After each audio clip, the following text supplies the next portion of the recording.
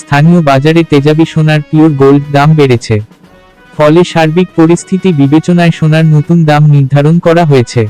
নতুন দাম অনুযায়ী দেশের বাজারে প্রতি ভরি 22 ক্যারেটের সোনার দাম পড়বে 1,69,921 টাকা।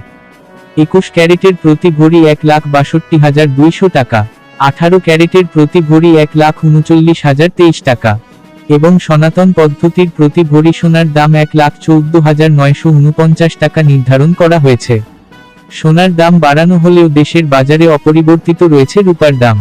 ফলে 22 ক্যারেটের এক ভরি রূপা 2,811 টাকা, 21 ক্যারেট 2,683 টাকা, 18 ক্যারেট 2,298 টাকা ও সনাতন পদ্ধতির রূপা 1,726 টাকায় বিক্রি হবে।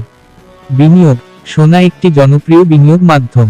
এটি একটি স্থিতিশীল এবং মূল্যবান সম্পদ যা সময়ের সাথে সাথে মূল্য বাড়তে পারে।